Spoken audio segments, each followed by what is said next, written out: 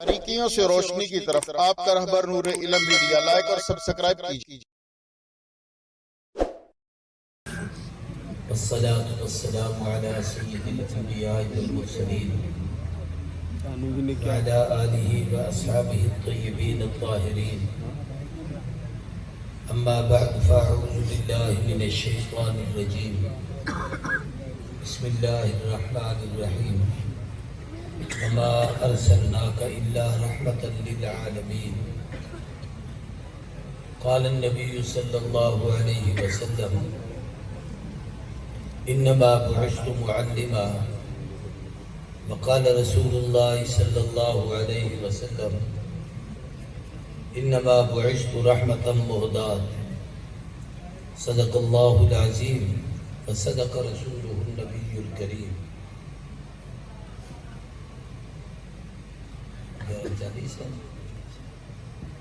درود شریف محبت کے ساتھ اللہم صلی علی محمد وعلی آل محمد كما صليت على إبراهيم وعلى آل إبراهيم إنك حميد مجيد.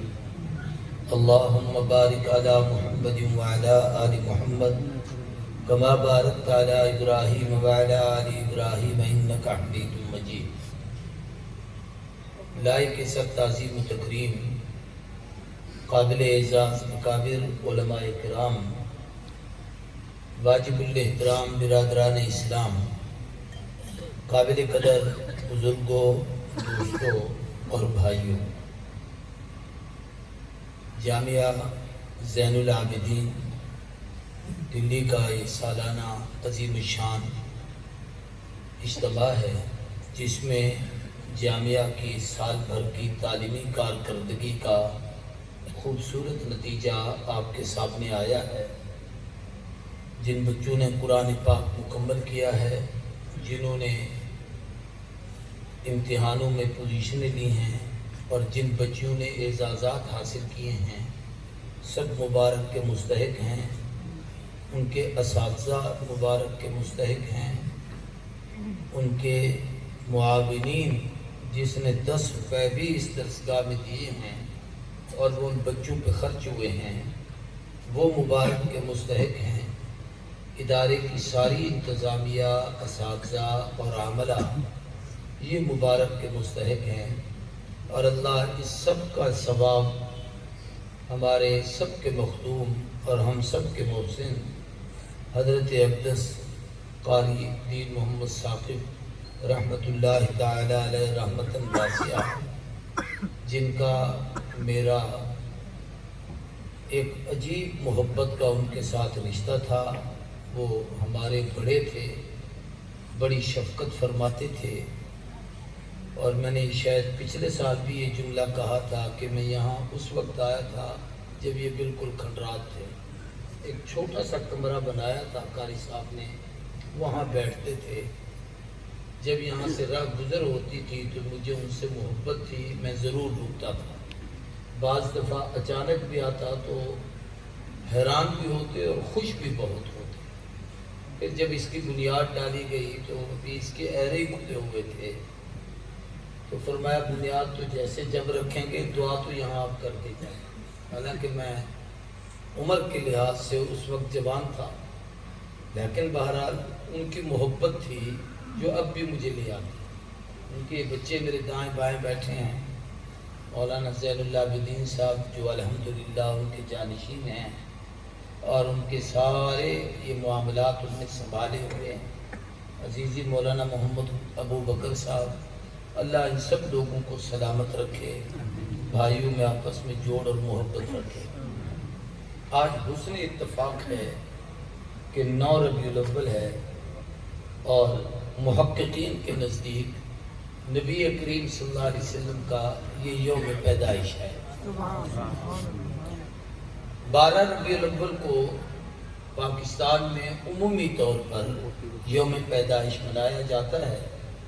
وہ بھی علماء نے تاریخ لکھی ہے، اس کا انکار نہیں ہے، اور ہم تو ویسے بھی انکار والے لوگ نہیں ہیں۔ لیکن اگر 3 دن حضور پہلے آ جائیں تو آپ کو کوئی پریشانی تو نہیں ہے؟ زور سے بولو یار۔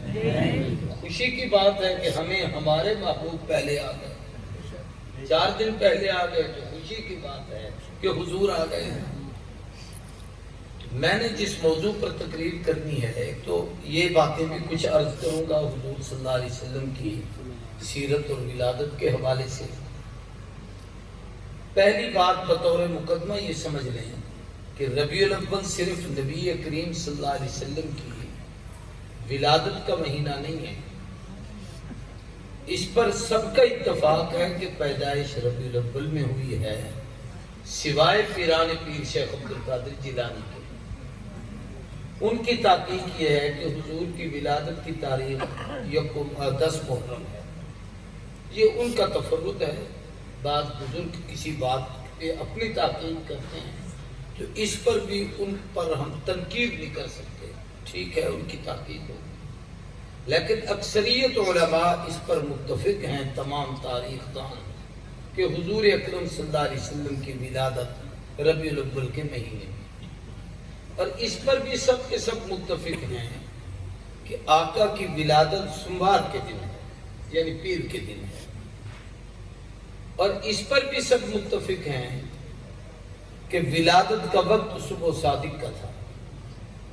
تاریخوں میں کئی اختلافات ہیں، بعض علماء نے 2 ربیع الاول کو ترجیح دی ہے۔ میں قریب کے حوالے دینا چاہتا ہوں، بہت دور کے نہیں، آپ کے بہت قریب کے زمانے میں جامعۃ الرشید کے جو بانی تھے مفتی رشید احمد صاحب لدھیانوی، ان کی تحقیق ہے، اور بعض علماء کے نزدیک 8 ربیع الاول ہے۔ اس پر بھی قریب کے دور میں سے لاہور میں ایک بہت بڑے محدث گزرے ہیں جن کی سیرت پر 3 جلدوں میں کتاب ہے، سیرت مصطفیٰ، حضرت مولانا محمد ادریس کاندلوی رحمہ اللہ، ان کی تحقیق بھی یہی ہے۔ حکیم الامت مولانا اشرف علی تھانوی رحمۃ اللہ علیہ کی تحقیق بھی یہی ہے، اور آپ حیران ہوں گے کہ اعلیٰ حضرت فاضل بریلوی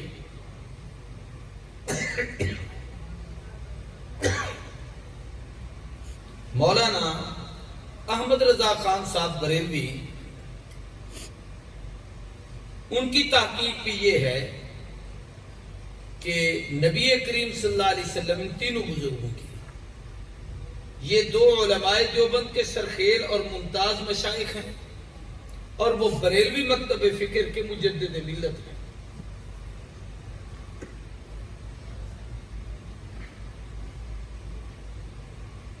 کیونکہ دونوں اہل سنت کہلاتے ہیں تو ہم جھگڑے میں پڑنے والے نہیں، ہم تو سب موضوع پر سب کو اکٹھا کرتے ہیں، صحابہ کے لیے، اہل بیت کے لیے، ختم نبوت کے لیے، شان رسالت کے لیے، عظمت کے لیے، سب کو ایک پلیٹ فارم مہیا کرتے ہیں، اور یہ ہمارے اکابر کا اعزاز ہے کہ ہم اتنے سینے وسیع رکھ کے ان کو اپنے ہاں بلاتے ہیں۔ کسی میں اتنا حوصلہ نہیں کہ ہمیں اپنے سٹیج پر بلائیں۔ تو میں یہ عرض کر رہا ہوں کہ ان تینوں بزرگوں کی تحقیق یہ ہے کہ نبی کریم صلی اللہ علیہ وسلم کی تاریخ ولادت 8 ربیع الاول ہے۔ مولانا احمد رضا خان بریلوی کے ہاں بھی ان کے فتاوی رضویہ کی 26ویں جلد میں ان کا ایک لکھا ہوا چھوٹا سا رسالہ ہے، نطق الہلال۔ انہوں نے وہ لکھا ہی اس پر ہے کہ حضور کی ولادت کی تاریخ کب ہے۔ نطق کا معنی ہوتا ہے بولنا، اور ہلال کا معنی ہے چاند، کہ چاند بولتا ہے، یعنی یوں سمجھو تقویم کے نظام سے یہ جو علوم رکھتے ہیں اس حوالے سے، اور سائنسی علوم سے وابستہ لوگ ہیں اور اسی طریقے سے اس پر مہارت رکھتے ہیں، تو اس تحقیق سے انہوں نے یہ تحقیق نکالی ہے کہ حضور کی ولادت 8 ربیع الاول کو ہے، اور وفات انہوں نے بھی لکھی ہے کہ 12 کو۔ ایک تحقیق یہ ہے کہ حضور اکرم صلی اللہ علیہ وسلم کی ولادت 9 ربیع الاول کو ہے، اور یہ 9 ربیع الاول کی تحقیق عرب کے بڑے بڑے جید علماء اس پر تحقیق کر چکے ہیں، لیکن بر صغیر میں ایک عالم گزرے ہیں، حضرت مولانا سید سلیمان منصور پوری، قاضی سلیمان سلمان منصور پوری، انہوں نے اپنی تحقیق اس میں یہ لکھی ہے کہ حضور کی ولادت 9 ربیع الاول کو۔ دینی مدارس میں ایک چھوٹا سا رسالہ پڑھایا جاتا ہے سیرت پر، مفتی محمد شفیع رحمہ اللہ کا سیرت خاتم الانبیاء۔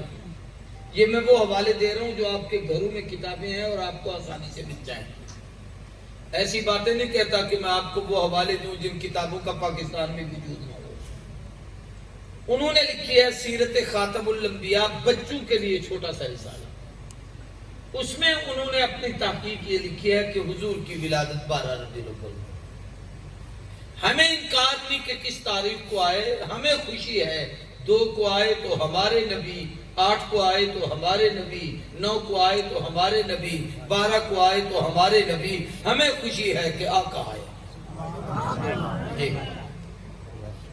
میں اس پر ایک بات عرض کرنا چاہتا ہوں کہ اسلامی مہینوں میں سب سے محترم مہینہ جس کا نام قرآن میں ہے اور جس کی عظمت کو قرآن نے بیان کیا ہے وہ صرف رمضان ہے۔ شہر رمضان الذی انزل فیہ القرآن۔ لیکن حضور رمضان میں نہیں آئے، ربیع الاول میں آئے۔ علماء نے لکھا ہے اس کی وجہ یہ ہے کہ رمضان رمض سے ہے جس کا معنی جلا دینا۔ چونکہ رمضان میں شیطان جلتا ہے، رمضان میں گناہ جلتے ہیں، رمضان میں اللہ کے انعامات اور نیکیاں جو اہل ایمان اور روزے داروں پہ آتی ہیں اس کی وجہ سے دشمن جلتا ہے، تو یہ ان کو جلاتا ہے، مومن کو خوش کرتا ہے، اس لیے اس کو رمضان کہتے ہیں۔ معنی تو بہت اچھا ہے، لیکن ممکن ہے کہ کوئی دشمن اس لفظ کی نسبت نبی کی طرف کر دیتا کہ تمہارا نبی تو جلانے والے مہینے میں آیا ہے، تو یہ شان نبوت کے خلاف تھا۔ اللہ نے اس مہینے میں بھیجا جس کا نام ہی ربیع الاول ہے۔ ربیع کا معنی بہار ہے اور اول کا معنی پہلی، کہ پہلی بہار بن کے آئے۔ بہار سے پہلے خزاں ہے، جب موسم خزاں ہو تو اس کے اثرات مردوں پر بھی پڑتے ہیں، عورتوں پر بھی پڑتے ہیں، بچوں پر بھی پڑتے ہیں، انسانوں پر بھی پڑتے ہیں، جانوروں پر بھی پڑتے ہیں، پرندوں درندوں پر بھی پڑتے ہیں، درختوں پر بھی پڑتے ہیں، موسم پر بھی پڑتے ہیں۔ آدمی افسردہ ہوتا ہے، پیمردہ ہوتا ہے، پریشان ہوتا ہے، چہرے پہ خشکی ہوتی ہے، ہونٹ خشک ہو جاتے ہیں، جسم بیمار اور لاغر سے رہتا ہے۔ یہ خزاں کی فطرت ہوتی ہے۔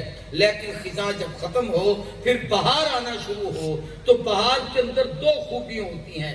ایک تو بہار کے جب پہلے جھونکے شروع ہوتے ہیں تو جو خزاں کی وجہ سے درختوں پہ پتے خشک ہوئے تھے وہ گرتے ہیں، بہار کے پہلے موسم کی ہوا کی وجہ سے خشک ہو کے وہاں کھڑے تھے، زمین پہ تب گرتے ہیں جب بہار آتی ہے۔ عرض کر رہا ہوں کہ پہلا تو فائدہ بہار کا یہ ہوتا ہے۔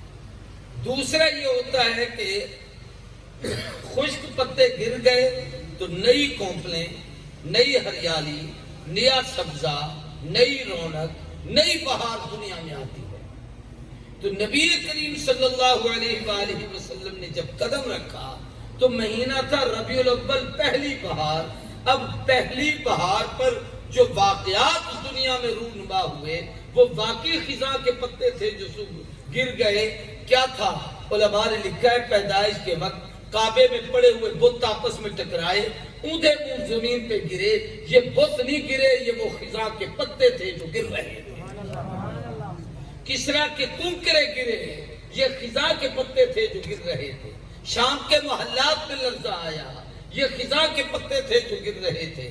جناب والا ایران کا آتش کدا 1000 سال سے آگ جل رہی تھی، یکسر بجھ گئی، یہ خزاں کے پتے تھے جو گر رہے تھے۔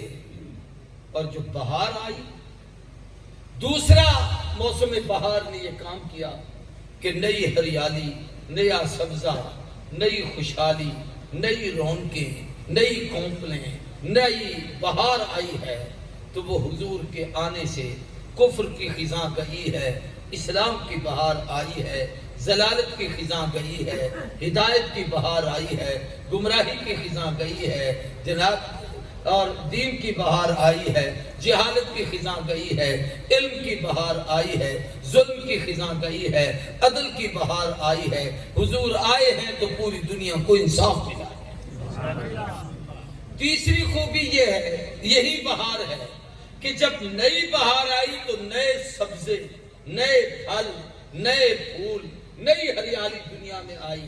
وہ کیا تھی کہ تاجر آتا ہے صدیق بنتا ہے، تلوار لے کے قاتل بن کے آتا ہے عادل بنتا ہے، دولت مند آتا ہے ذی النورین بنتا ہے، کھیلتا بچہ آتا ہے حیدر کرار بنتا ہے، یمنی آتا ہے ابو ہریرہ بنتا ہے، ابن مسعود آتا ہے فقیہ امت بنتا ہے، ابن عباس آتا ہے قرآن کا مفسر بنتا ہے، حنظلہ آتا ہے رسول الملائکہ بنتا ہے، حمزہ آتا ہے اسد اللہ اسد الرسول اللہ کا شیر بنتا ہے۔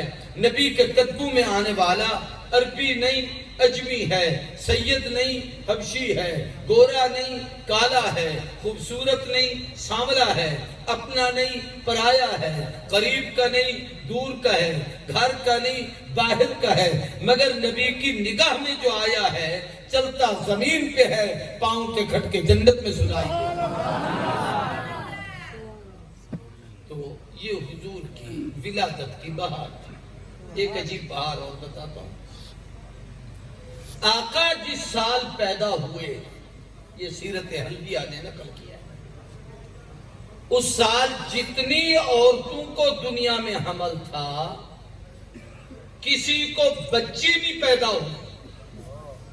حضور کی نبوت کی رحمت کی برکت سے اللہ نے پوری کائنات کی عورتوں کو بیٹے عطا کیے۔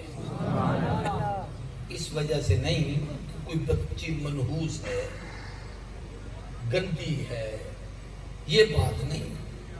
وہ زمانے جاہلیت تھا۔ بھائی یہ بولنے والے خاموش ہو جائیں، خدا کے لیے یہ کیا ہے جو بول رہا ہے؟ جو جلسے کے انتظامیہ ان کو باہر نکال دو۔ شرم نہیں آتی؟ دین کی بات ہو رہی ہے۔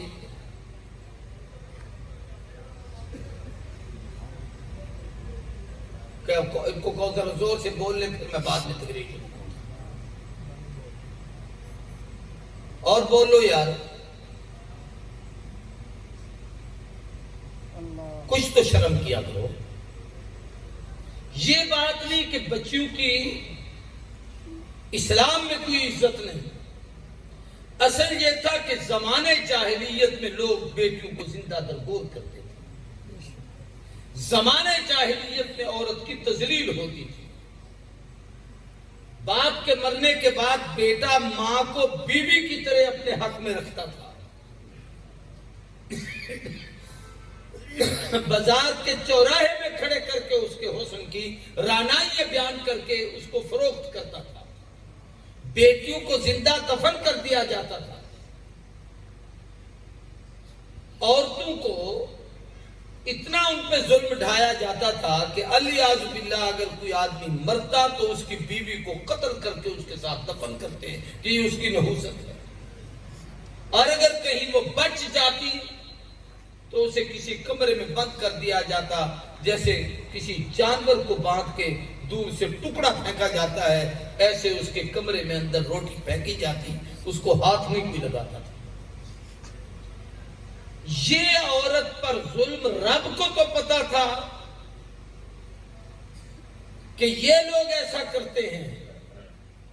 اب جب اللہ نے اپنے محبوب کو بھیجا تو فرمایا میرا نبی رحمت بھی بن کر آئے، اور کسی کی بیٹی زندہ دفن ہو، یہ اللہ کی شان ربوبیت و رحمت کے خلاف ہے اور حضور کی رحمت کے خلاف ہے۔ اس لیے اللہ نے خود انعام دیا کہ پوری دنیا کو جتنی عورتیں تھیں سب کو اللہ نے بیٹی عطا کیا۔ اس کو کیا کہتے ہیں آپ کے انگریزی زبان میں؟ سرپرائز دیا۔ میں تو یہ الفاظ نہیں جانتا، یہ آج کل نئے لوگ بولتے ہیں اچانک سرپرائز دے۔ وہ ایسے ہی سرپرائز تھا کہ سب کو بیٹے دے۔ سیرت کی کتابوں میں لکھا ہے کہ جس وقت حضور اکرم صلی اللہ علیہ وسلم کی ولادت ہوئی اور حضرت آمنہ کے گھر آپ کا تولد ہوا اور آئے، تو عرب کی 200 ایسی عورتیں تھیں جو مکے کے قرب و جوار میں رہتی۔ ان میں سے ہر عورت اس کی خواہش مند تھی کہ آخر نبی کی ماں میں بنوں، چونکہ آسمانی کتابوں میں لکھا ہوا ہے، وہ اس کی خواہش مند تھی۔ لیکن جب آقا کی ولادت با سعادت ہوئی تو 200 عورتیں اسی غم میں کہ ہم نہ ماں بن سکی، آمنہ بن گئی ہے، وہ حضور کی محبت میں چیخیں مار کے دم توڑ گئی۔ یہ پہلی شہید ہیں محبت رسول کی، جن 200 عورتوں نے حضور کے پیار میں کہ ہم اس نبی کی ماں بنے، اپنی زندگی بھی یوں سمجھیے محبت رسول میں پوری کر دی۔ تو میں عرض کر رہا ہوں کہ یہ حضور کی ولادت کا مہینہ ہے، اور میں دن پر بات کرنا چاہتا ہوں کہ اس دن کا انتخاب ہے۔ زیادہ اکثریت اس طرف گئی محققین کی کہ 9 ربیع الاول حضور کا دن ہے، لیکن اس پر 2 باتیں میں اور کرنا چاہتا ہوں۔ آقا کی آنے کی 2 حیثیتیں ہیں۔ ایک حیثیت حضور کی یہ ہے کہ آپ پوری کائنات میں سب سے اعلیٰ، سب سے عرفہ، سب سے افضل، سب سے اکمل، سب کے سردار بن کے آئے۔ ایسا ہے یا نہیں؟ زور سے بولو۔ میں نعت نہیں پڑھوا رہا، نہ آپ سے ہاتھ کھڑے کروانا چاہتا ہوں، نہ آپ سے کوئی زور سے کوئی یہ کہنا چاہتا ہوں کہ کئی شاعر کہتے ہیں نا واہ واہ نہ کی تو میرا دل ٹوٹ جائے گا۔ ساڑھا دل شل نہیں ٹوٹتا، بڑا ماشاءاللہ مضبوط ہے۔ 40 سال سے میں خود دل کا مریض ہوں، تب بھی ٹھیک ہے۔ قرآن مجید کے اول اور آخر میں نا کچھ اللہ کے اور حضور کے نام لکھے ہوئے ہیں۔ قرآن میں اسماء الحسنی اللہ کے نام، وہ جو حضور نے خود بتائے اور ان کے پڑھنے کا حکم دیا اور ان کو یاد کرنے کا حکم دیا۔ هو اللہ الذی لا الہ الا هو الرحمن الرحیم الملک القدوس، یہ سارے اسماء الحسنی۔ ایسے ہی حضور کے نام آخری صفحے پہ ہوتے ہیں، محمد، احمد، حامد، محمود، قاسم، طیب، طاہر، بہت سارے مزمل، مدثر، طہ، یاسین، آمین، سب نام۔ میں سمجھانا یہ چاہتا ہوں کہ آپ کے ناموں میں ایک نام اول بھی ہے اور ایک نام آخر بھی ہے۔ آخر ہونا تو سمجھ آتا ہے کہ خاتم النبیین ہیں، اول کیسے ہیں؟ علماء نے لکھا ہے کہ سب سے پہلے جس روح کو اللہ نے پیدا کیا عالم ارواح میں، وہ پہلی روح محمد تھی، اس لیے آپ اول ہیں، اور سب کے آخر میں دنیا میں بھیجا اس لیے آخر ہیں۔ یہ ہمارے قاری دین محمد ثاقب صاحب جس علاقے کے تھے، وہاں ہماری طرف کے کوٹکیوں کا علاقہ ہے، وہاں ایک اللہ والے گزرے ہیں مولانا دوست محمد قریشی رحمہ، پرانے علماء میں سے تھے، بڑے مناظر آتے ہیں۔ ان کی بچوں کے لیے چھوٹی چھوٹی تقریریں اس زمانے میں انہوں نے لکھی تھی، بچوں کے لیے نہیں، وہ بڑوں کی بھی کام کی تھی، اور بڑے دلائل سے مزین تھی۔ اس سے یہ ہے کہ عنوان مل جاتا تھا کہ اس موضوع پر تقریر کریں تو کیا کریں۔ اس میں ایک بات انہوں نے لکھی ہے کہ آقا مقصود میں اول ہیں، وجود میں آخر ہیں، یا یہ ہے کہ مقصود میں اول ہیں، ظہور میں آخر ہیں، ظاہر آخر میں ہوئے۔ اس کی انہوں نے ایک مثال دی ہے کہ جس طریقے سے کسی آدمی کو اصلی گھی کی ضرورت ہو کہ اس نے گھر میں اپنی چیزیں دیسی گھی سے تیار کرنی ہیں، تو وہ گائے یا بھینس خریدتا ہے تو مقصود گھی ہے، اس کو چارہ ڈالتا ہے تو مقصود گھی ہے، اس کا دودھ نکالتا ہے تو مقصود گھی ہے، اس دودھ کا دہی بناتا ہے تو مقصود گھی ہے، اس دہی کی لسی بناتا ہے تو مقصود گھی ہے، اس سے مکھن نکالتا ہے تو مقصود گھی ہے، اس مکھن کو گرم کرتا ہے تو مقصود گھی ہے۔ گھی آخر میں نکلتا ہے، مقصود میں پہلے ہے۔ یہ سب کچھ پہلے ہوا، بعد میں ظاہر گھی ہوا، لیکن گھی پہلے اس میں موجود تھا، نکلا اب ہے۔ یوں نہیں کہہ سکتے تھے کہ گھی نہیں ہے، لیکن وہ مقصود میں اول تھا، اظہار اس کا آخر میں ہوا ہے۔ زمین بنانا مقصود محمد، آسمان بنا مقصود محمد، چاند سورج ستارے سجائے گئے، قرآن نے کہا لا اقسم بہذا البلد وانت حل بہذا الماء، محبوب اس شہر کی قسم، اس لیے کہ تو نے یہاں آنا ہے۔ جب آپ نے آنا تھا تو خلیل کو بھیجا گیا، آپ نے آنا تھا تو آدم کی توبہ یہاں قبول ہوئی، آپ نے آنا تھا تو خلیل نے کعبے کو یہاں بنایا، آپ نے آنا تھا تو اسماعیل کے پاؤں سے زمزم یہاں پہ نکلا، آپ نے آنا تھا تو صفا مروا میں ہاجرہ کی دوڑیں لگوائیں، آپ نے آنا تھا مینا عرفات مزدلفہ یہاں پر، آپ نے آنا تھا جنت کا پتھر حجر اسود یہاں پر، سب کچھ پہلے بھیج کے مقصود آخر میں ظاہر کیا۔ یہ سب اس لیے ہے کہ محبوب تو نے آنا ہے۔ تو آپ کی دو حیثیتیں ہیں، یا اول ہیں یا آخر ہیں، اور جب آخر میں گھی بن جائے تو اب اس گھی سے آپ سب کچھ بنا سکتے ہیں، گھی سے گھی بھی بنا سکتے، مٹھائی بنائیں، چاول بنائیں، کھانے بنائیں، پراٹھے پکائیں، کوئی چیز بھی تیار کریں، سب میں یہ گھی کام آئے گا، لیکن گھی سے گھی نہیں نکلے گا۔ ایک آدمی کا لگا جی ڈالڈا بھی تو گھی ہے یا نہیں ہے؟ وہ بولو ہے۔ تو ہمارے ایک عالم تھے سید نور الحسن شاہ بخاری، وہ فرماتے تھے اس الو کا میں کیا علاج کروں جو ڈالڈے کو گھی کہے، جس کا نام ہی ڈالڈا ہے وہ گھی کہاں ہے؟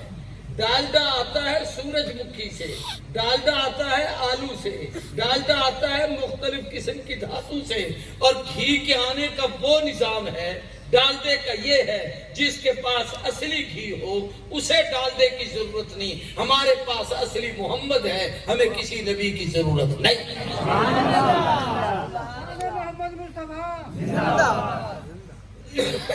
اب یہ بات سمجھے، تو یا تو آقا پہلی تاریخ کو آتے کہ آپ اول ہیں، یا آخری تاریخ کو آتے 29-30 کو کہ آپ آخر ہیں۔ تو یہ 2 کیوں ہے، 8 کیوں ہے، 9 کیوں ہے، 12 کیوں ہے؟ سمجھیں گے؟ سمجھیں گے؟ ان پر میں ایک ایک بات کہنا چاہتا ہوں۔ 2 میں حکمت یہ تھی کہ اول نہیں بنا کے بھیجا، 2 کو بھیجا، پہلی تاریخ کو نہیں بھیجا، کہ جب ہم نے ایمان لانا ہے تو ہمارے 2 بنیادی نقطے ہیں، ایک لا الہ الا اللہ ہے، ایک محمد الرسول اللہ ہے۔ پہلے توحید کو ماننا ہے، پھر رسالت کو ماننا ہے، پہلے اس کا اقرار ہے پھر اس کا اقرار ہے۔ تو یہ دوسرا نمبر ہے۔ اگر پہلی تاریخ کو آتے تو شاید کوئی جاہل کہہ دیتا کہ پہلا نمبر ہی نبی کا ہے، خدا کو بعد میں ماننا، اس لیے 2 کو بھیجا۔ اور اگر 8 کو بھیجا ہے تو اس کی حکمت یہ ہے کہ جنت کے 8 درجے ہیں، جہنم کے 7 طبقے ہیں۔ جنت کے 8 دروازے ہیں، جہنم کے 7 ہیں۔ عیسیٰ کے جانے کے بعد، حضور کے آنے سے پہلے، عیسیٰ کے آسمانوں پہ اٹھ جانے کے بعد، آقا کے آنے سے پہلے 650 سال کا وقفہ اور عرصہ گزرا ہے۔ اس دوران کوئی نبی نہیں، کوئی رسول نہیں، کوئی ہادی نہیں، کوئی پیشوا نہیں، کوئی رہنما نہیں، کوئی مقتدا نہیں، کوئی اور نہیں آیا، صرف حضور آئے ہیں۔ اتنے بڑے عرصے میں ساری دنیا ضلالت میں، گمراہی میں، جہالت میں، بے دینی میں، کفر میں گھری ہوئی تھی۔ ظاہر الفساد فی البر والبحر کا سما تھا۔ تو اللہ نے جب محبوب کو بھیجا تو حضور کے آنے سے جہنم کے 7 دروازے بند ہوئے، جنت کے 8 دروازے کھل گئے۔ اور اگر آقا 9 کو آئے ہیں تو اس میں بھی کئی حکمتیں ہیں۔ ایک حکمت آپ کو سب کو سمجھاتا ہوں، سمجھ آ جائے۔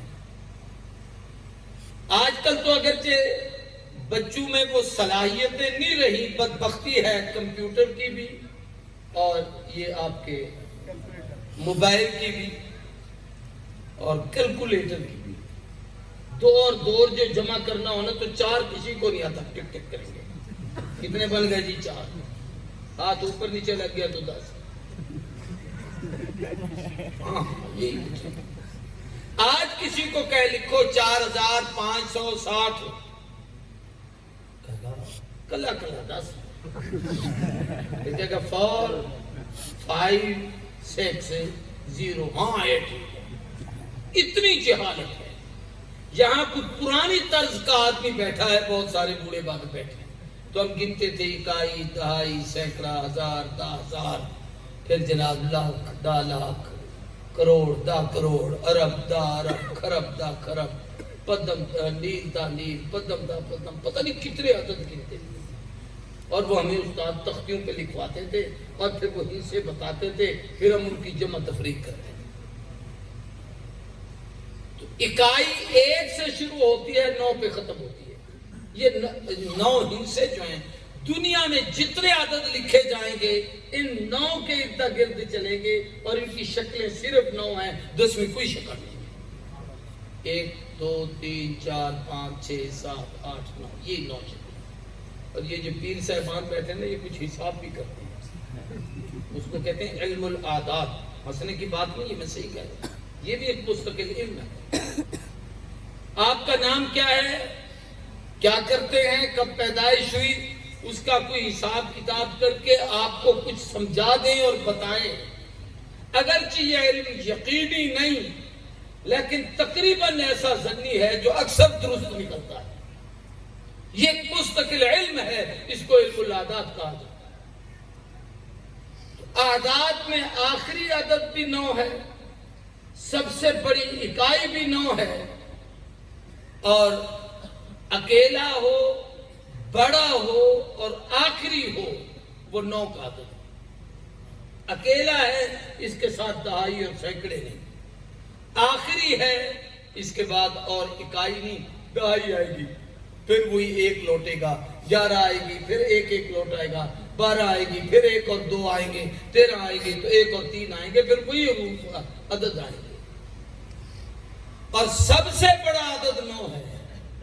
اللہ چاہتے تھے کہ 1 کو بھیجوں، آخری بنا کے بھیجوں، سب سے بڑا بنا کے بھیجوں، تو آقا کو بھیجا تو اس تاریخ میں بھیجا جو 9 1 بھی ہے، آخری بھی ہے، اور سب سے بڑا بھی ہے۔ آنے والا نبی 1 بھی ہے، آخری بھی ہے، اور سب سے بڑا بھی ہے۔ یہ 9 میں 9 میں ایک اور حکمت بھی ہے۔ 9 کو آپ کسی عدد سے ضرب دیں، پھر اس کی تقسیر کریں، تقسیر کہتے ہیں اس کو مختصر آخری ہندسے میں اکائی میں لیا، یعنی اس کو جمع کر کے نا سب سے اکائی کا عدد نکالو تو وہ 9 ہی بنے گا۔ مثلا 9 کو آپ 2 سے ضرب دیں، 9 دنی 18، 18 لکھیں تو 8 اور 1 اور 8 9 بنے گا۔ 3 نم 27 لکھیں تو 2 اور 7 9 بنے گا۔ 4 نم 36 لکھیں تو 3 اور 6 9 بنے گا۔ 5 نم 45 لکھیں تو 4 اور 5 9 بنے گا۔ 6 نم 54 لکھیں تو 5 اور 4 9 بنے گا۔ 7 نم 63 لکھیں تو 6 اور 3 9 بنے گا۔ 8 نم 72 لکھیں تو جناب 7 اور 2 9 بنے گا۔ 9 نم 81 لکھیں تو 8 اور 1 9 بنے گا۔ 10 نم 90 لکھیں تو 0 نکال دو، پھر اکائی میں لے آؤ تو 9 بنے گا۔ 11 نام 99 لکھیں تو دونوں 9 بنے گی۔ 9 کو 9 میں جمع کرو تو پھر 9 دنی 18، اس 18 کو اکائی میں لے آؤ تو 8 اور 1 9 بنے گا۔ 12 نام 108 لکھے تو 0 نکل جائے گی، 8 اور 1 9 بنے گا۔ ہزاروں تک چلے جاؤ، 9 9 رہتا ہے، تقسیم نہیں ہوتا۔ حضور کائنات کو جوڑنے آئے تھے، تقسیم کرنے نہیں آئے تھے۔ سبحان اللہ۔ ایک بات اور بھی عجیب بتا دوں آپ، 9 کا عدد نبوت میں بھی ہے، خلافت میں بھی ہے، اس لیے کہ نبی کے بعد نبی آتا تھا، ختم نبوت کے بعد نبوت نہیں، اب خلافت ہے۔ یہی وجہ ہے کہ حضور کی عمر دنیاوی 63 سال ہے، 6 اور 3 9 ہے۔ صدیق کی عمر 63 سال ہے، 6 اور 3 9 ہے۔ عمر کی عمر 63 سال ہے، 6 اور 3 9 ہیں، عثمان کی عمر 81 سال ہے، 8 اور 1 9 ہے، حضرت سیدنا علی کی عمر 63 سال ہے، 6 اور 3 9۔ اب اگلی بات چلتے ہیں، اگر 12 ربیع الاول ہے تو اس میں بھی کچھ حکمتیں، وہ کیا ہیں؟ ایک حکمت تو 12 ربیع الاول میں یہ ہے کہ ولادت بھی 12 ہے، اور اتفاق ہے بشمول دیوبندی بریلوی اہل حدیث علماء کے کہ حضور کی دنیا سے رخصتی کی تاریخ 12 ربیع الاول، یہ سب کا اتفاق ہے۔ اگر پرانے بابوں کو یاد ہو تو پہلے دور میں ہماری جو جنتریاں چھپتی تھیں ان میں 12 وفات لکھا ہوتا تھا، یہ اب جا کے عید میلاد النبی کے حوالے سے ہم لوگ انہیں یوم منانا شروع کیے، ورنہ پہلے 12 وفات لوگ یاد کرتے تھے، ہے نا؟ اب بعد میں یاد ہے تو آمد بھی 12 ہے تو جانا بھی 12 ہے، اور جانا 12 کا یقینی ہے۔ تو جو 12 کو سمجھتے ہیں تو پھر میں کہتا ہوں اس میں ایک چیز سمجھائی گئی کہ وہ آنے کی تاریخ، یہ جانے کی تاریخ، آمد پہ اتنی خوشی نہ کر کہ تجھے جانے کی تاریخ بھول جائے، اور جانے پہ اتنا واویلا نہ کر کہ تجھے آنے کی تاریخ بھول جائے۔ دو ہی موقع ہوتے ہیں جب آدمی کو دین، خدا، رسول یاد نہیں رہتا، یا وہ جشن ہوتا ہے یا ماتم ہوتا ہے۔ آنے پہ کسی کے اتنی خوشی کرو کہ مسجدوں کو تالے لگ جائیں اور تم گلیوں کی زینت ہو، بازاروں میں پھرتے ہو۔ اسلام کہتا ہے ذرا ہوش کر، اسی تاریخ کو آقا کی جدائی بھی ہوئی ہے، حضور کا وصال بھی ہوا ہے، اس دن صحابہ بے چین بھی ہوئے ہیں، اس دن پورے مدینے میں اندھیرا بھی چھایا ہے، اس دن حضور کی جدائی کی وجہ سے قد اظلم المدینہ، مدینے پہ اندھیرا چھا گیا۔ عبداللہ ابن عبد رب ایک صحابی ہیں، ان کے متعلق آتا ہے کہ باہر بکریاں چلا رہے تھے، اور جب اطلاع ملی کہ حضور کا وصال ہو گیا، انگلیاں اپنے آنکھوں پہ رکھ کے کہا اللہم اجعلنی ضرورا ضریرا، اللہ نبی نہ کر، آنکھ اس وقت دینا جب حضور کا چہرہ نظر آئے، تو آنکھوں سے نبی نے ہو گئے۔ اس لیے خوشی اتنی کر، آگے جدائی کو بھی یاد رکھ۔ اگر 12 اور یقینی بات ہے کہ 12 وفات ہے تو وفات پر ماتم نہ کر، وہ غم نہ کر جو عام لوگوں کی موت پہ کرتے ہو، اس لیے کہ حضور کی آمد بھی ہے۔ گویا اسلام دونوں چیزوں سے منع کرتا ہے، نہ جشن کی اجازت دیتا ہے نہ ماتم کی اجازت دیتا ہے۔ بھئی یہ دونوں تاریخیں ایک دن میں ہیں تو اس طرف بتایا گیا۔ یہ بھی ایک عربی کتابیں پڑھنے والے علماء کے لیے ایک بات عرض کرتا ہوں، اگر پرانے طرز کی عربی میں چھپی ہوئی اب عربی کتابیں ہوں اور ان کے حاشیے ہوں، جو ہم نے پڑھے تھے اس وقت قلمی لکھا جاتا تھا، کمپیوٹر سے بیچارے مدد لیتے ہیں سارے، تو اس زمانے میں جہاں کوئی پیرا بات کا ختم ہوتا، بے شک اردو بھی لکھی جاتی، تو اس کے آخر میں لکھ دیتے تھے 12، چھوٹا سا، آپ نے بھی پڑھا ہوگا۔ ہم نے اپنے اساتذہ سے پوچھا استاد جی یہ 12 کیا ہے؟ تو کہنے لگے یہ علامت ہے حد کی۔ کس کی؟ بولو یار، حد کیا ہوتی ہے؟ کسی چیز کی انتہا۔ یہ دیوار مسجد کے صحن کی حد ہے، وہ دیوار مسجد کے حال کمرے کی حد ہے، وہ سامنے دیوار یہ مسجد کی اس طرف کی حد ہے، یہ ادھر کی حد ہے۔ حد میں 2 حرف ہیں، ہا اور دال۔ علم الاعداد کے لحاظ سے ہا کے عدد 8 ہیں، دال کے 4 ہیں، 8 اور 4 12، تو 12 علامت ہے حد کی۔ تو مسئلہ سمجھایا گیا کہ یہ 12 میں آئے، اس 12 کو حضور گئے، یہ آنے کی حد، وہ جانے کی حد، یہ آئے ہیں وہ گئے ہیں، ادھر ولادت ہے ادھر وصال اور وفات ہے، جو آتا ہے پھر چلا جاتا ہے، جس کے آنے کی حد ہو جانے کی حد ہو وہ انسان ہوتا ہے، مخلوق ہوتی ہے، نبی ہے، لیکن جس کی کوئی حد نہیں، جو ہر وقت ہر جگہ ہے اسے اللہ کہتے ہیں، جس کی حد ہے اسے محمد رسول اللہ کہتے ہیں۔ عقیدے کو سمجھیے، یعنی ولادت کی ایک تاریخ حضور کی سیرت کے کئی پہلو کو اجاگر کر رہی ہے۔ تو ہمیں نبی کریم صلی اللہ علیہ وسلم، پھر اس میں آپ نے بہت ساری چیزیں بتائیں، عقائد کی حد، اعمال کی حد، ایمانیات کی حد، اخلاقیات کی حد، معاملات کی حد۔ کوئی آدمی حد سے ہنسے نہ زیادہ، تو آدمی کہتا ہے اتنا ہنسے جتنا رو سکے، حد وچ رہ، حد سے آگے نہ بڑھ۔ تو شریعت نے ہمیں سکھایا کہ میرے نبی حد بتانے کے لیے آئے، اپنی حدود میں رہ کر زندگی گزارو، حد سے نہ بڑھو۔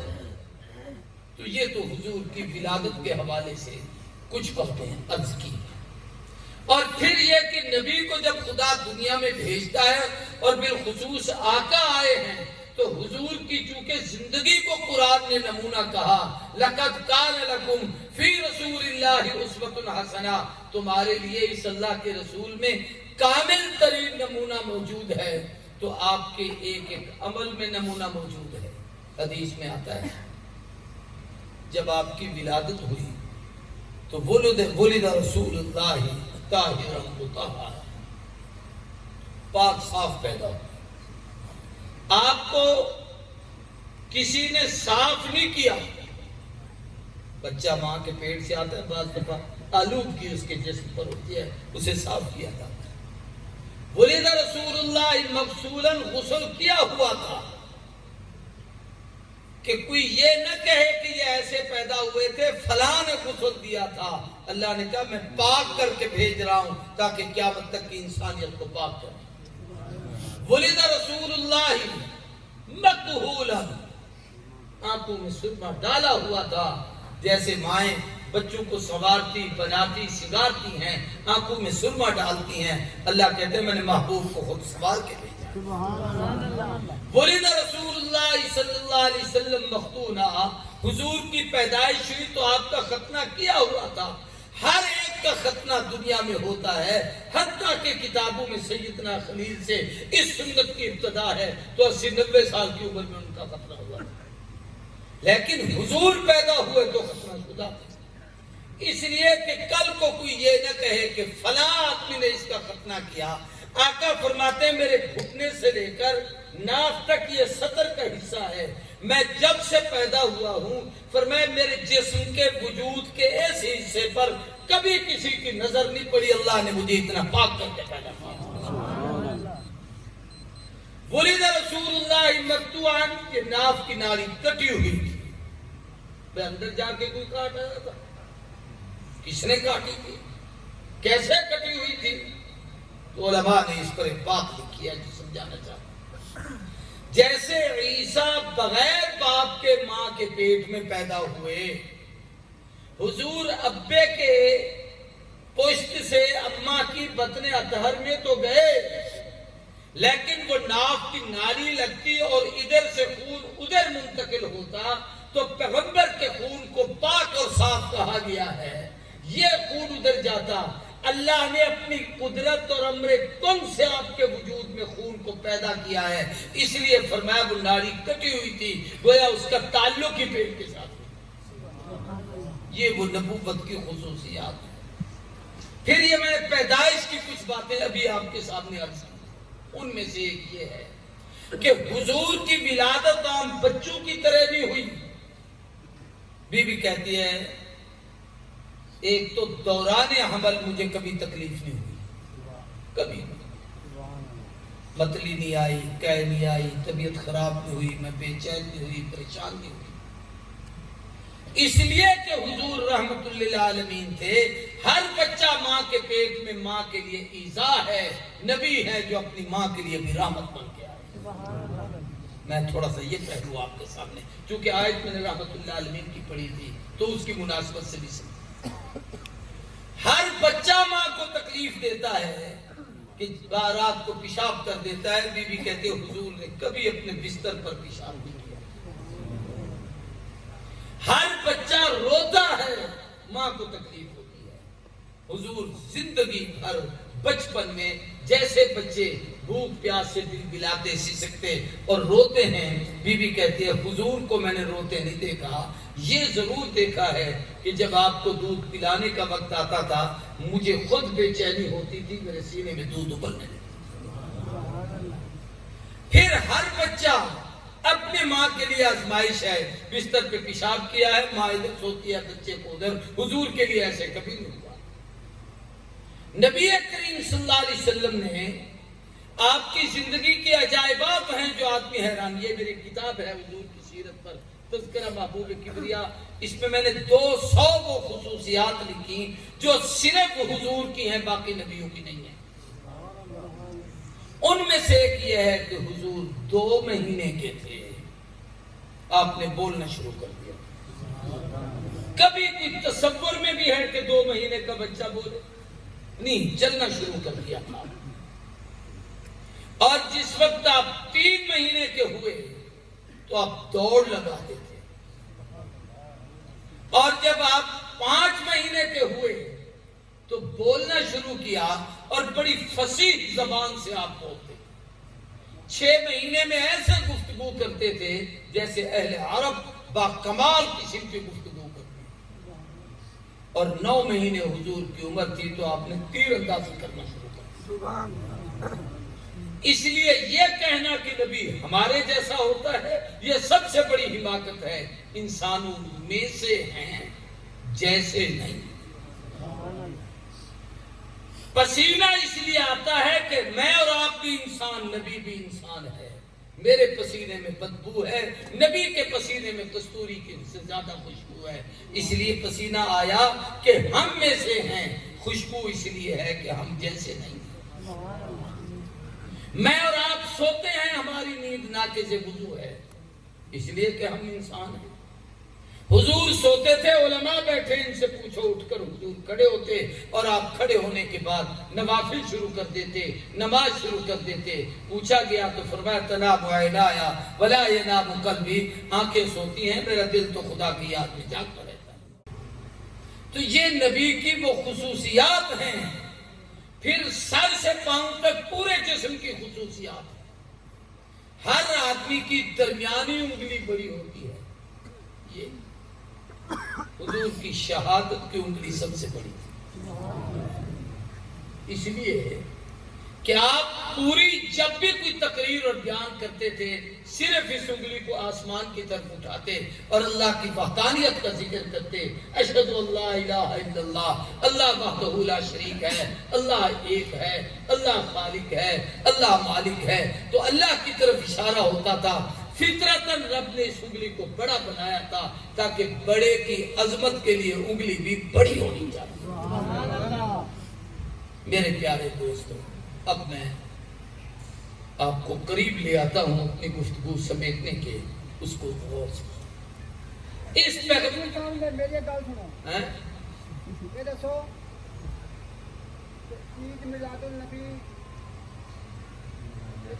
اچھا چلو میں سمجھ گیا، سوال سمجھ گیا ہوں، سنو جواب سنو، سوال سمجھ گیا، جواب سنو۔ او میں دستا ہوں، حدیث میں آتا ہے کہ ہر سوموار کو اور ہر جمعرات کو حضور روزہ رکھتے تھے۔ ہر سوموار اور ہر جمعرات کو حضور کیا کرتے تھے؟ روزہ رکھتے تھے۔ ہمارا دین دین کامل ہے، الیوم اکملت لکم دینکم واتممت علیکم نعمتی ورضیت لکم الاسلام دینا، ہم نے تمہارا دین کامل کر دیا۔ آپ ہر پیر کو اور جمعرات کو آپ سے پوچھا گیا تو آپ نے فرمایا کہ جمعرات سوموار وہ دن ہے فیہ ولدت، اس میں میں پیدا ہوا، فیہ بعثت، اس میں مجھ پر پہلی وحی آئی اور میں نبی بنا۔ پھر فرمایا فیہ ہاجر، تو میں نے اس میں ہجرت کی، اس دن سوموار کے دن ہجرت، اور جب مدینے پہنچے تو سوموار کے دن، اور جب دنیا سے رخصت ہوئے تو سوموار کے دن۔ تو آقا سوموار کو روزہ رکھتے تھے۔ کہہ دو کیا کرتے تھے؟ اونچی آواز سے کہو، زور سے کہو۔ کیا کرتے تھے؟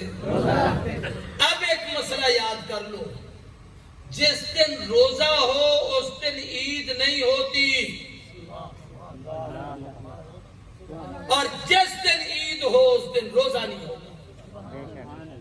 آقا کی ولادت کا دن نبی کے روزے کا دن ہے، روزہ ہے تو پھر عید نہیں، اور اگر تیرے بقول عید ہے تو پھر یہ روزہ نہیں ہے، اور یہ دونوں چیزیں کٹھی نہیں ہو سکتی کہ عید کا دن ہو اور روزہ رکھے وہ شیطان ہوتا ہے، اور روزے کا دن ہو اور کھائے پیے اور خوشیاں کرے وہ بھی شیطان ہوتا ہے۔ اب تو سوچ نبی کا عمل کیا تھا، تیرا عمل کیا تھا؟ میں تجھ پہ کوئی فتویٰ نہیں لگانا چاہتا، تو میں یہ سمجھانا چاہتا ہوں کہ حضور اکرم صلی اللہ علیہ وسلم کے اس دن روزہ رکھا ہے اور آپ نے اس کو ثواب کی چیز فرمایا ہے۔ رحمت کائنات امام الانبیاء صلی اللہ علیہ وآلہ وسلم نے پوری زندگی امت کو نمونہ دیا ہے۔ اب میں آخر میں ایک تو چھوٹی سی باتیں، چونکہ ٹائم کافی ہو گیا ہے اور میرا مزاج نہیں ہے لمبی بات کرنے کا، آپ نے عملی زندگی امت کو دی ہے۔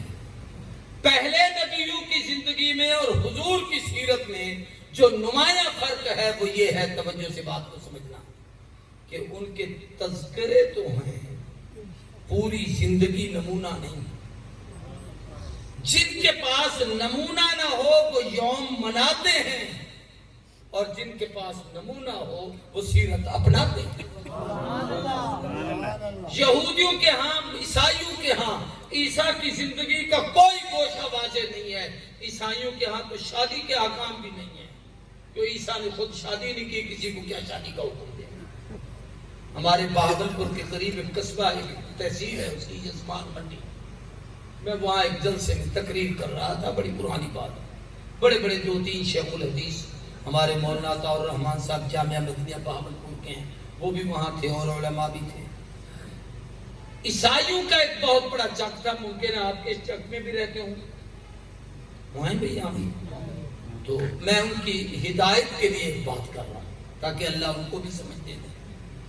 وہ چک تھا، ہم وہاں پر بیٹھے ہوئے تھے، تقریر ہو رہی تھی، تو میں نے کہا کہ وہ مدرسہ تھا، ایک مسجد، مدرسے کے سنگ بنیاد تھا مدرسے کا، تو میں نے کہا حضور کی سیرت کامل ہے اور قیامت تک کے لوگوں کے لیے نمونہ ہے، اور دین کی دعوت دینے کا حق بھی اسی کو ہے کہ جس کے نبی کی زندگی کامل ہو اور اس کے نبی پہ اترنے والی کتاب محفوظ ہو۔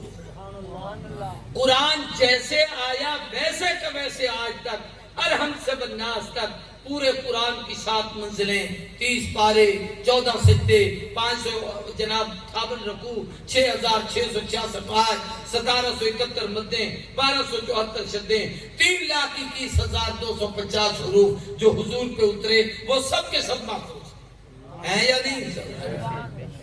دوسرا، ہمارے نبی کی زندگی ساری محفوظ ہے۔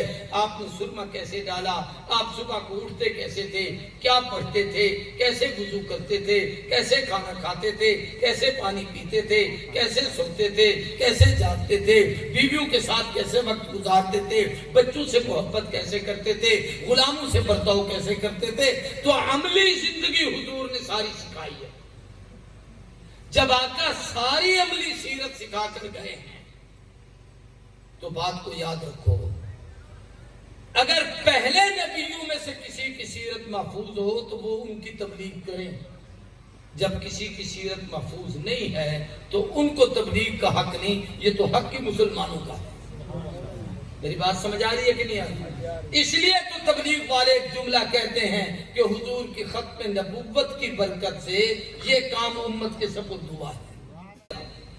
نبی کے بعد نبی آتا تھا، اب نبی کے بعد امت نے یہ کام کرنا ہے۔ تقریر ختم ہوئی، جہاں ہم بیٹھتے تھے، جیسے مولانا ہمیں کہیں بٹھائیں گے، کچھ کھلا بھی دیں گے، روٹی چھٹی کھلائیں گے، چھٹی ہے، اچھا انشاءاللہ۔ تو وہاں جا کے جب ہم بیٹھے تو 5-7 نوجوان آئے اور سب نے پینٹ ٹائی شائی لگائی ہوئی تھی اور وہ اس طریقے سے، میں یہ سمجھا مولوی خوش فہمی میں، مولوی ہوں یا امداد خان ہوں، سارے بڑی جلدی متاثر ہو جاتے ہیں کہ شاید مجمع آج ہم سے بڑا متاثر ہوا ہے، میں نے وہ کیا ہے جو دنیا میں کوئی نہ کر سکتا.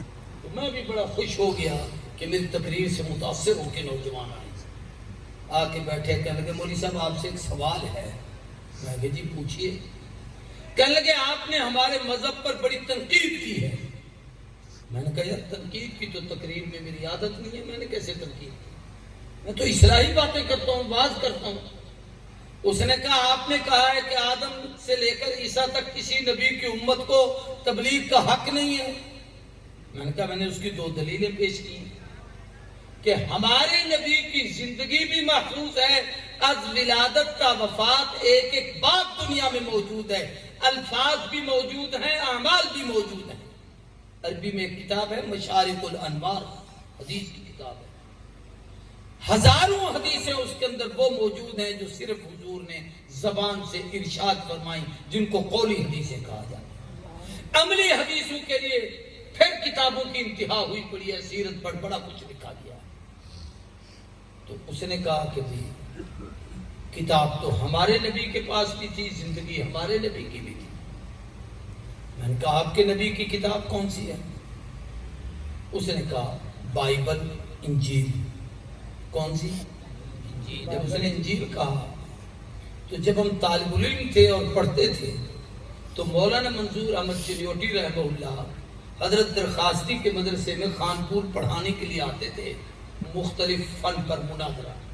علامہ توسوی آتے تھے, ڈاکٹر خالد محمود صاحب آتے تھے, یہ بڑے پرانے لوگ آتے تھے. تو اس وقت حضرت چنیوٹی نے ہمیں رد عیسائیت پڑھایا تھا کہ عیسائی یہ سوال کریں تو اس کا یہ جواب ہے, یہ سوال کریں تو اس کا یہ جواب. کچھ باتیں میرے دماغ میں بھی.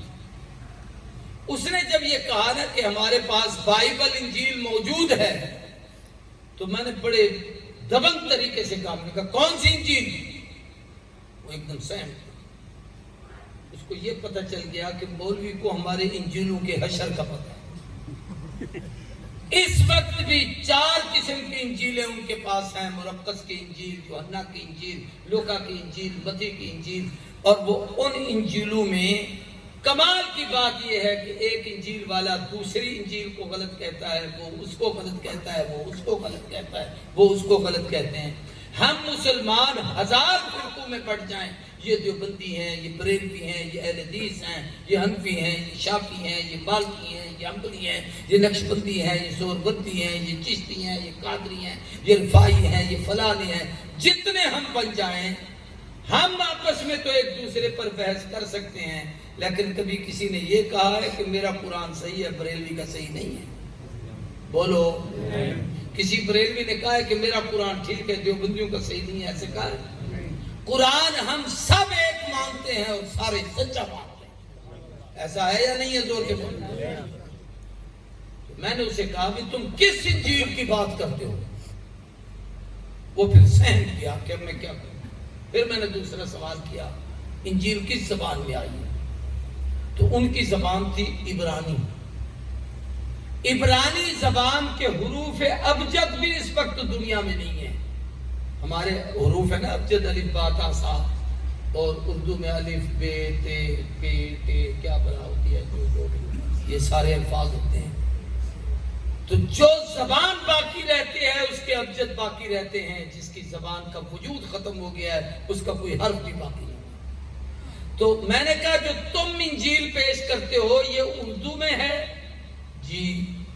انگریزی میں ہے؟ جی. تو عیسیٰ کی زبان تو نہ انگریزی تھی نہ اردو تھی, تمہیں کیسے پتا چلا کہ یہ عیسیٰ کی کتاب ہے؟ نہ عیسیٰ کے کسی شاگرد نے اس کا ترجمہ کیا نہ بتایا. پھر کمال یہ ہے کہ عیسیٰ پر کتاب اتری کٹھی, لکھا 12 شاگردوں نے, آگے نسخے بن گئے 1000, اور قرآن مجید میرے نبی پہ اترا 23 سال. کبھی آیت, کبھی 2 آیتیں, کبھی ایک سورت, کبھی ایک رکوع, کبھی تھوڑا کبھی زیادہ, بوقت ضرورت جتنی اترتا رہا.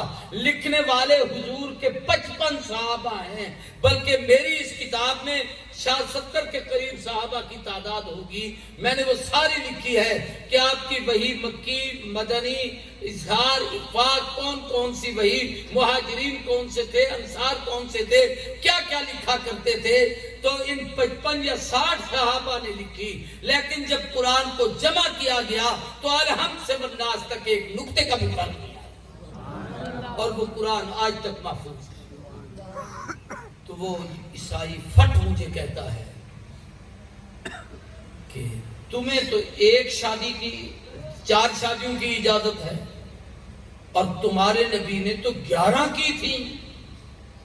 الزام یہ دینا چاہتا تھا کہ معاذ اللہ تمہارے نبی میں عورت سے تعلق کا اتنا جذبہ تھا کہ 11 شادی ہیں.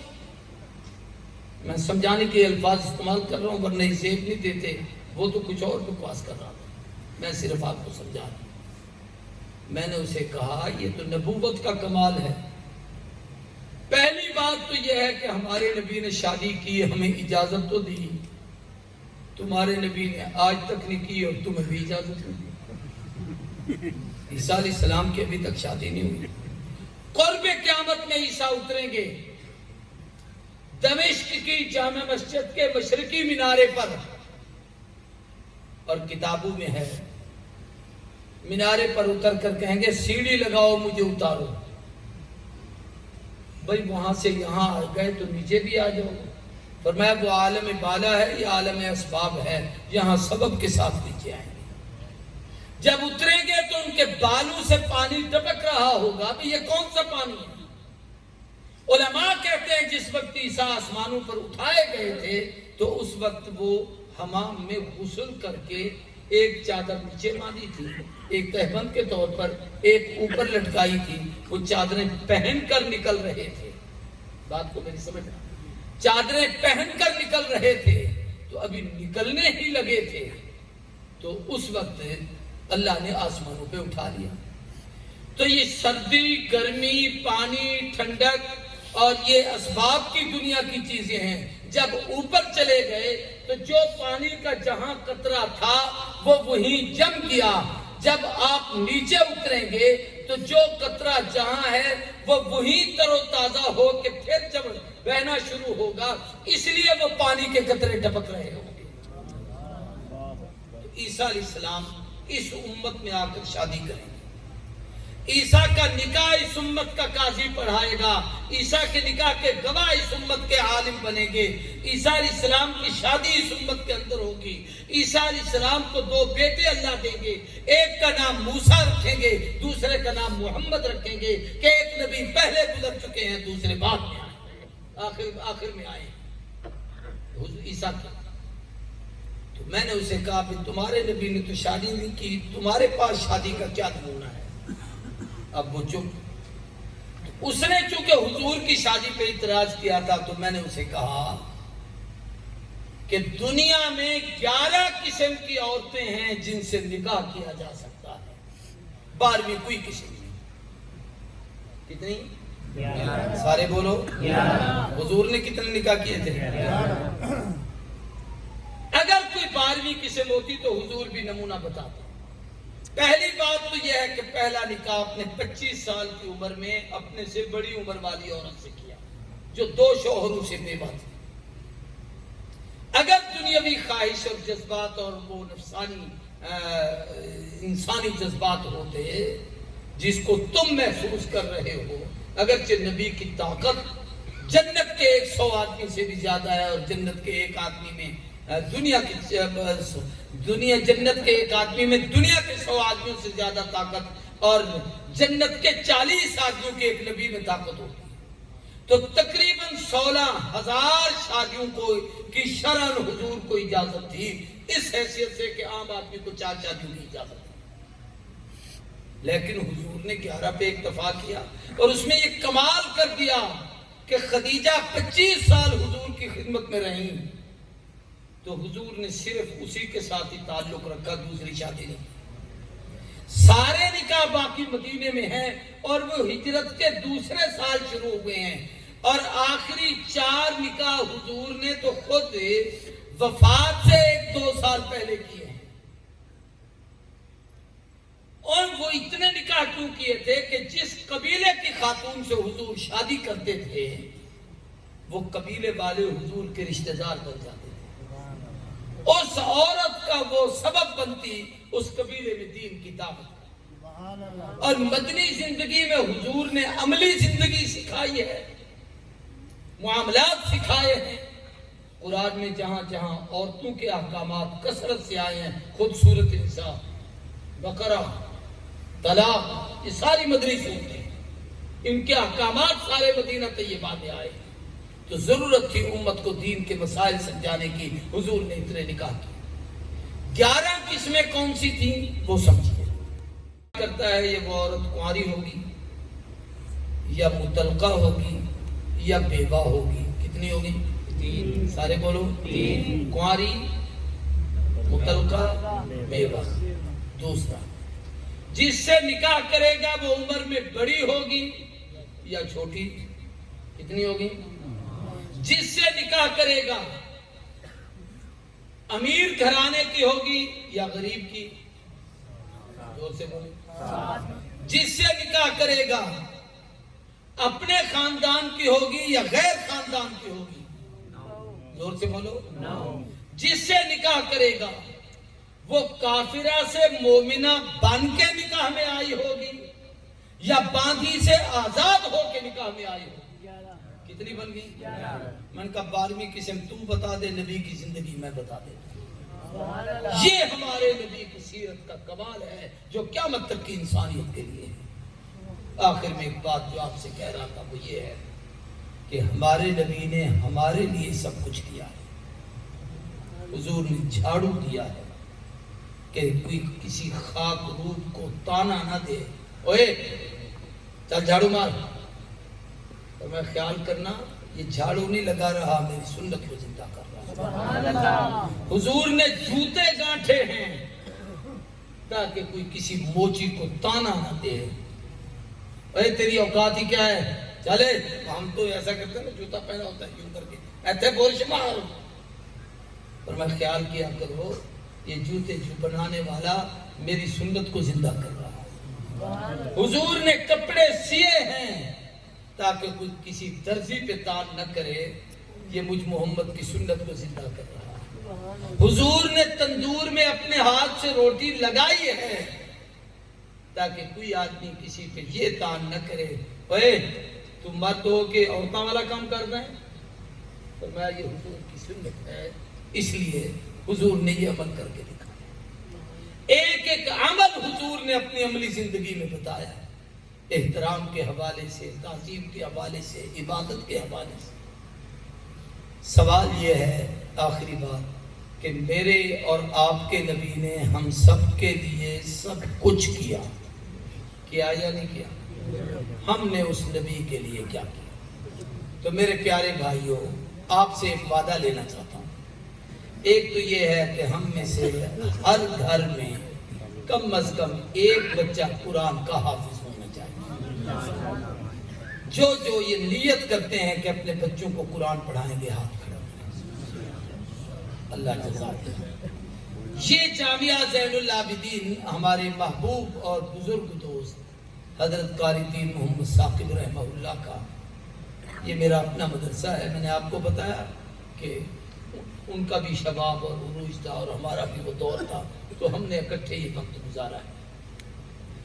میں آپ سے وعدہ لیتا ہوں، یہ ان کے چھوٹے 2 بچے بیٹھے ہیں دونوں، تو ابو بکر وہی ہے نا، یہ ہمارے بچے ہیں، لیکن اب آپ کے لیے یہ قاری دین محمد صاحب، آپ نے ان کے ساتھ وہی تعاون کرنا ہے جو ان کے ساتھ کرتے ہو۔ مدرسے کے ساتھ بھی ویسے ہی تعاون رکھنا ہے، بچوں کے ساتھ اپنے بچوں کو یہاں داخل کریں۔ میں حضرت سے پوچھ رہا تھا کوئی ضرورت ہے مدرسے کی، میں تقریر میں کہہ دوں، مجھے کہتے ہیں کسی چیز کی ضرورت نہیں، ان کو کہو صرف اپنے بچوں کو داخل کرا کے اولادوں کو دیندار بنا لیں، یہ ہماری آخرت ہے بس۔ قاری صاحب نے بھی پوری زندگی اسی پہ محنت کی، میں بھی یہی آپ سے کہتا ہوں، اپنے بچوں کو دین پڑھاؤ، اپنی بچیوں کو یہاں بنات کا بہت بڑا مدرسہ ہے، اور ماشاءاللہ بھی بتا رہے تھے کہ 500 سے زائد بچیاں یہاں سے فاضلہ عالمہ بن چکی ہیں۔ تو اپنی بچیوں کو یہاں پڑھاؤ، دین سکھاؤ، تاکہ دین پنپے پھلے پھولے۔ جب تک کہ ایک آدمی اللہ اللہ کہنے والا ہے، اس وقت تک اللہ تبارک و تعالی، یوں سمجھ لیجئے یہ اللہ کا خاص انعام و احسان ہوتا ہے کہ اس وقت اس امت کے اندر اللہ تبارک و تعالی کوئی عذاب نہیں آئیں گے لائیں گے، بلکہ حدیث میں آتا ہے ایک آدمی بھی زندہ ہو اس وقت تک قیامت نہیں قائم ہوگی۔ یہ میری کتاب ہے حضور کی سیرت پر تذکرہ محبوب کبریا، یہ باہر گاڑی کھڑی ہے، وہاں سے آپ کو ملے گی، پڑھے لکھے دوست وہاں سے نہیں، یہ سیرت کے حوالے سے ہے، ربیع الاول کی نسبت سے۔ یہ ایک خط ہے جنات کے نام، جس میں نبی کریم صلی اللہ علیہ وسلم نے حضرت علی سے خط لکھوایا تھا۔ ابو دجانہ ایک صحابی تھے، ان پر جنات کا اثر تھا، ان کے گھر میں بڑی تکلیف ہوتی تھی۔ ہمارے کوٹدو کے ہی ایک دوست ہیں مولانا کے علاقے کے، وہ میرے خانپور گھر آ گئے، کہنے لگے جی خط لینے آیا ہوں۔ میں نے کہا کس نے؟ کہنے لگے ہمارے گھر میں بھی یہی کیفیت تھی، ہم نے اس کو سرانے کے نیچے رکھا تو پوری رات جنات چیختے رہے اور کہا اس خط کو اٹھاؤ ورنہ ہمیں آگ لگ جائے۔ آخر ایک آدمی ان جنوں میں سے ایک مڑا، اور اس مریض نے دیکھا کہ باقی اسے کھینچ کے باہر لے جا رہے۔ تو یہ اللہ کے نبی کے خط کی تاثیر ہے، اور یہ میں نے نہیں چھاپا لکھا، بلکہ حضرت سید نفیس شاہ صاحب رحمہ اللہ کی اجازت سے یہ عمل ہم نے کیا ہے۔ تو یہ آپ کو باہر سے ملے گا۔ یہ حضور کی سیرت پر میرا ایک کیلنڈر ہے، جس میں نبی کریم صلی اللہ علیہ وسلم کی 63 سالہ زندگی کا نچوڑ، آپ کے اصحاب، ازواج، خاندان، کاتبان وحی، دربار رسالت کے سفیر، 27 جنگوں میں شرکت، 63 سالہ زندگی کا نچوڑ، ہر سنی مسلمان کے گھر میں، ہر ایک کلمہ پڑھنے والے کے گھر میں یہ ہو، ان کی بیٹھکوں میں ہو، اسکولوں میں ہو، مسجدوں میں ہو، اداروں میں ہو، تاکہ اس سے علم حاصل کریں۔ اس پہ پتہ بھی لکھا ہوا ہے، اگر منگوانا چاہیں تو وہاں سے بھی منگوا سکتے ہیں۔ یہ بھی آپ کو باہر گاڑی سے ملے گا۔ اللہ حاضری کو قبول کرے۔